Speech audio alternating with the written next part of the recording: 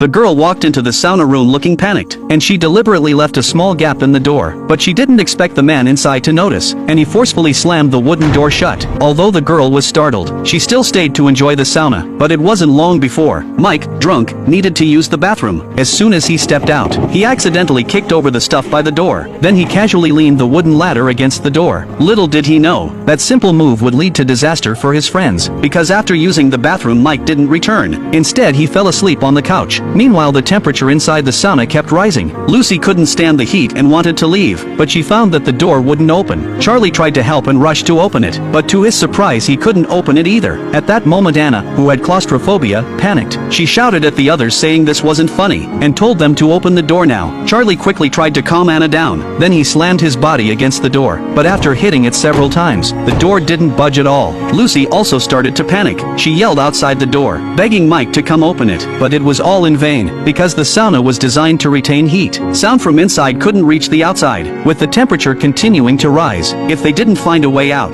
they'd all suffer heat stroke, or even die from the heat. Just when no one knew what to do, Anna noticed a temperature controller on the wall, but after checking it out, it turned out to be a controller, not a switch. If they tried to break it, the temperature would rise even faster. Lucy completely lost it. She grabbed a wooden spoon and smashed the glass on the door, but she wasn't strong enough. There was no way she could break it. Charlie suddenly had an idea.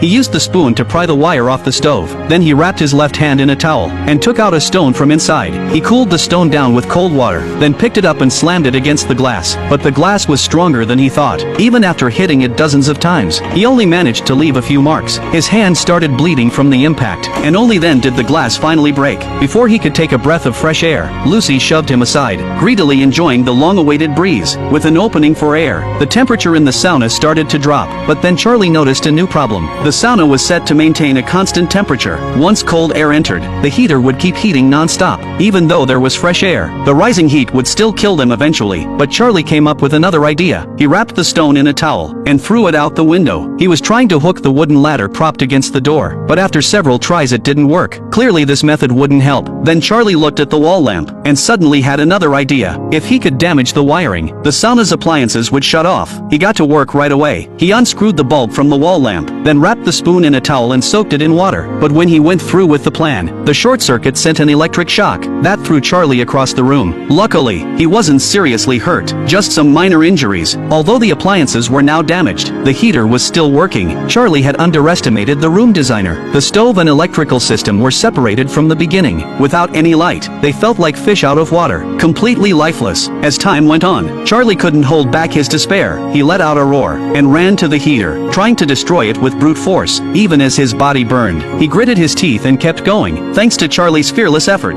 the heater was finally knocked over, but it caused a huge explosion. Anna, who escaped, immediately looked back, and saw that Charlie had sacrificed himself. But in her weakened state she couldn't worry about anyone else. She rushed to the kitchen and chugged a bottle of water. Then once things calmed down, she sat on the bed like a wounded little girl. But in the next moment, she saw the one thing she didn't want to see. Her best friend's lifeless body lying on the ground. It turned out escaping the sauna was just a dying fantasy before the end.